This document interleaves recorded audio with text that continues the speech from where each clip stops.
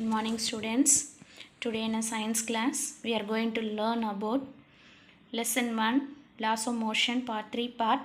Today we are going to learn state the Newton's first law of motion, apply Newton concept of motion and force and motion, and define force.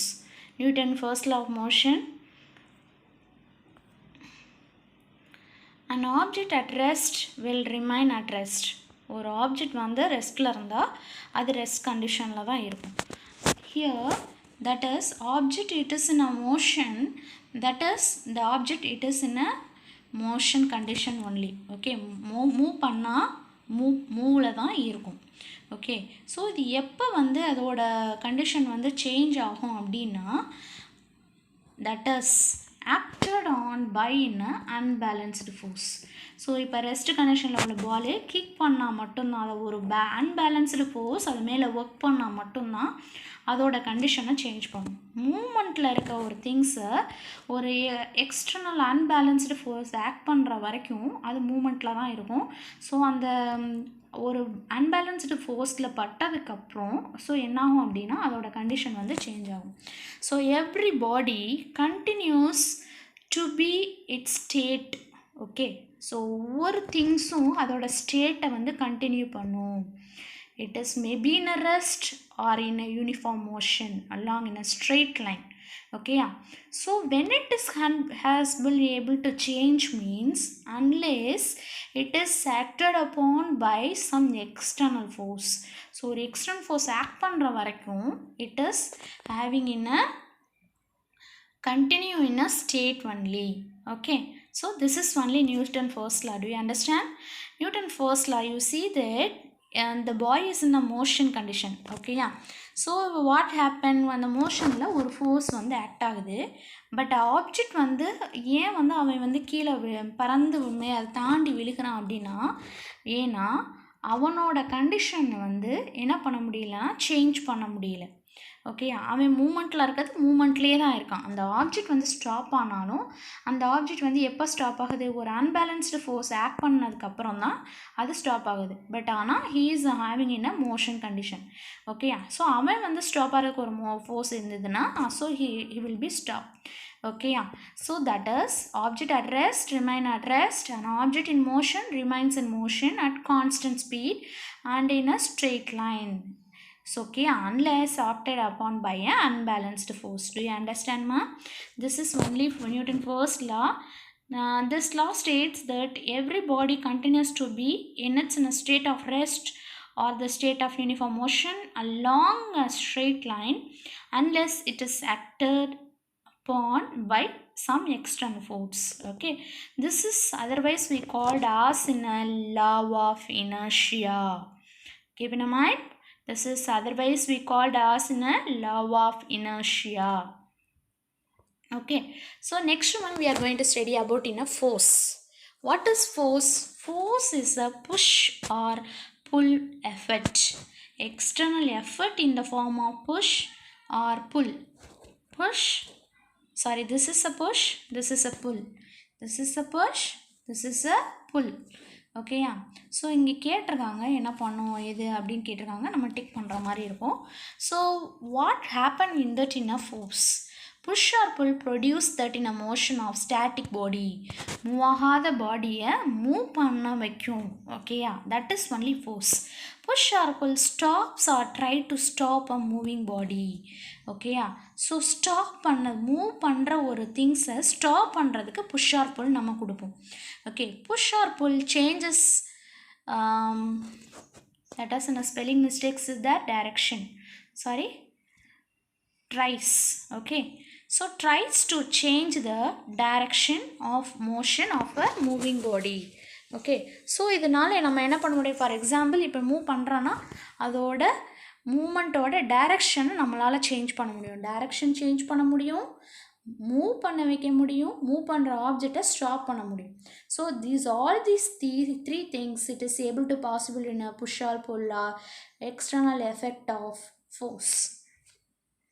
So push or pull only we called as in a force. So that is force has both magnitude and direction. Okay. So எந்த டைரக்ஷனில் இது function பண்ணுது அப்படிங்கிறத, force வந்துட்டு function பண்ணுது அப்படிங்கிறத நம்ம வந்து சொல்ல முடியும். Okay. So this is and this is both it is at direction, it is in a same direction in a object. Okay. So and magnitude na, it is in a value we are able to measure in a force, it is acted on that in a 5 Newton, likewise we are able to say. So it is a vector quantity. Direction also we are able to measure, means it is in a vector quantity. So next one, types of force. So in a types of force, the force is divided into two like parallel force, unlike parallel force. Okay.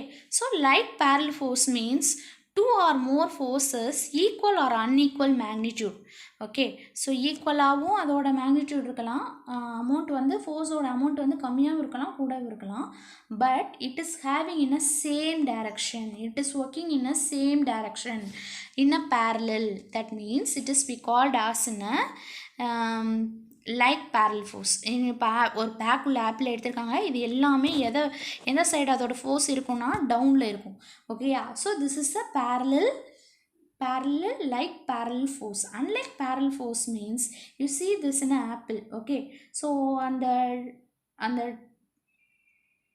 knot அந்த thread என்ன பண்ணுதுன்னா ஆப்பிளில் அப் side வந்து அதோட hang பண்ணுது, but அதோட weight down side வந்து work ஆகுது.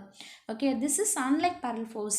How you are able to say na, if two or more equal forces or unequal forces act along opposite direction. Okay. Opposite direction working means that is we called as in a unlike parallel force. Okay. This is unlike parallel force, this is a like parallel force. ரெண்டுமே சேர்ந்து ஒரே side act பண்ணுது இல்லையா, ரெண்டுமே சேர்ந்து ஒரே side act பண்ணுது. So like parallel force. So it is a definition, two or more forces of equal or unequal magnitude. Magnitude na, it's a number value தான் நம்ம magnitude சொல்கிறோம். Acting along the same direction parallel to each other are called like parallel force. Unlike parallel force, if two or more equal forces or unequal forces act along opposite directions parallel to each other, then they are called unlike parallel force. Okay. So like an unlike parallel force, you are able to see that that is this is in a parallel force acted on that in a same direction. This is a unlike parallel force, it is working on a duck of war, it is working on a opposite direction. Okay. So combined effects of force. Okay. So effectsல more than one force acting means what happened. இப்போ வந்து இந்த திங்ஸை என்ன பண்ணுறாங்க அப்படின்னா push பண்ணுறாங்க. So ஒரே டைரக்ஷனில் புஷ் பண்ணுறாங்க. அப்போ ரெண்டு பேரோட ஃபோர்ஸும் அந்த திங்ஸ் மேலே எப்படி இருக்குமா, எக்ஸஸாக இருக்கும் இல்லையா. ஸோ அப்போ ஈஸியாக நம்மளால் மூவ் பண்ண முடியும். ஏன் ஈஸியாக மூவ் பண்ண முடியுதுன்னா, we are adding that in a two force. ஒரே சைடு இருக்குது, ஸோ அதனால் நம்ம ஆட் பண்ணுறோம். இங்கே டயக்ராம் பாருங்கள், இதுதான் ஆப்ஜெக்ட்டு. இந்த ரெண்டு பாய்ஸோட ஃபோர்ஸ் வந்து ஒரே டைரக்ஷனில் புஷ் பண்ணுது. ஸோ அப்போ ரெண்டு ஃபோர்ஸும் F1 F2 மென்ஷன் பண்ணுறோம்.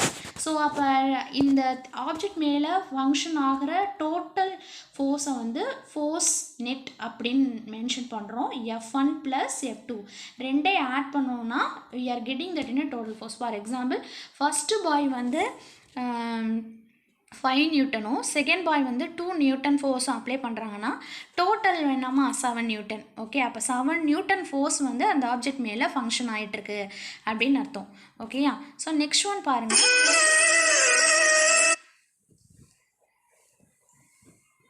force in a opposite direction.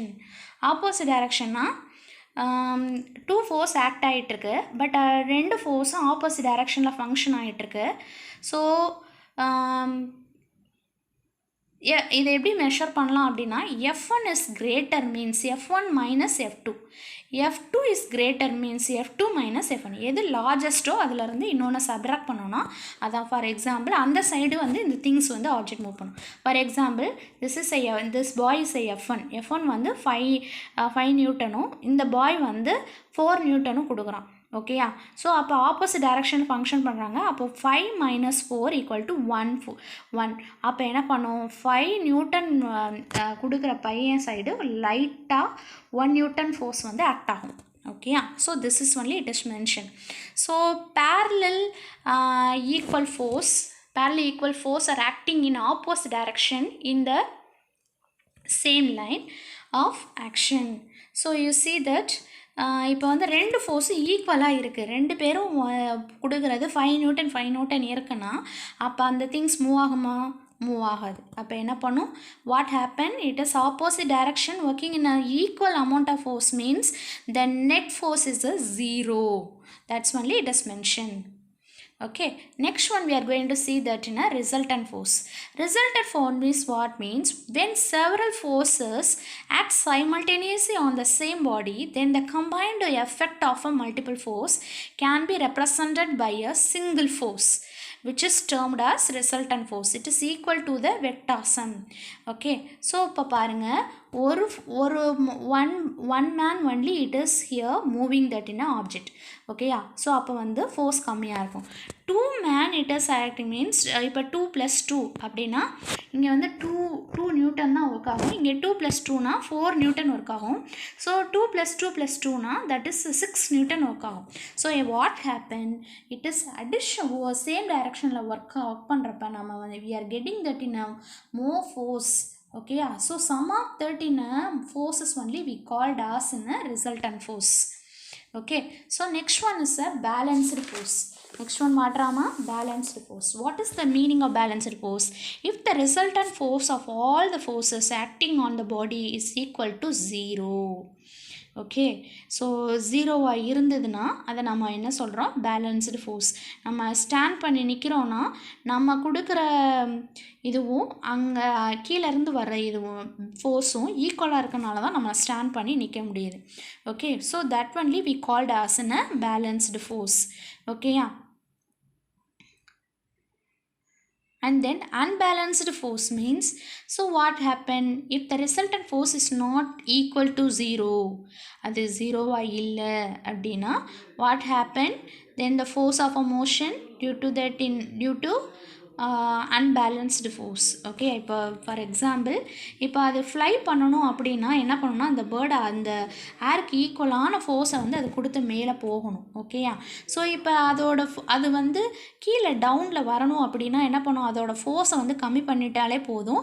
என்ன பண்ணும், அது அன்பேலன்ஸ்டு ஆயிரும். ஸோ அந்த கண்டிஷனில் ஈஸியாக அதால் இறங்க முடியும். ஓகே, ராக்கெட்டில் அதை தாண்டி நம்ம எக்ஸஸ் ஆஃப் ஃபோர்ஸ் வந்து நம்ம கொடுக்கணும். ஓகேம்மா? ஸோ அன்பேலன்ஸ்டு ஃபோர்ஸ், இப்போ இது உனக்கு புரிஞ்சிருக்கும்னு நினைக்கிறேன். பேலன்ஸாக இருக்கணும்னா ரெண்டு சைடு ஈக்குவலாக இருந்தால் பேலன்ஸ்டு. ஸோ ஒரு சைடு ஈக்குவலாகவும் இன்னொரு சைடு அன்ஈக்குவலாக இருந்துச்சுன்னா அது அன்பேலன்ஸ்டு ஃபோர்ஸ். ராக்கெட்லலாம் அன்பேலன்ஸ்டு கொடுத்தா தான் அதை வந்து ஏர்லேருந்து புஷ் பண்ணி நம்ம ராக்கெட்டை வந்து வெளியில் அனுப்ப முடியும். ஓகேயா? ஸோ தட் இஸ் ஈக்குவலிப்ரண்ட்னா வாட் இஸ் த மீனிங்னா, ரிசல்டன் ஃபோர்ஸுக்கு ஈக்குவல் அமௌண்ட்டு பட் ஆப்போசிட்டில் ஒர்க் ஆகிறத நம்ம என்ன கால் பண்ணுறோம் அப்படின்னா, ரிசல்டன் ஃபோர்ஸ்னால் என்னம்மா, ஒரே சைடு 2-3 ஃபோர்ஸ் வந்து ஆக்ட் பண்ணியிருக்கதை நம்ம ரிசல்டன் ஃபோர்ஸ் சொல்லுவோம். இதுக்கு ஆப்போசிட் சைடு ஆப்போசிட் டைரக்ஷனில் ஒர்க் ஆகிற ஈக்குவல் அமௌண்ட் ஆஃப் ஃபோர்ஸ் தான் நம்ம என்ன கால் பண்ணுறோன்னா equivalent force. Okay, so recall today in a class we saw that in a Newton first law and then force, types of force, resultant force. Okay, so do the worksheet in neat manner. Thank you.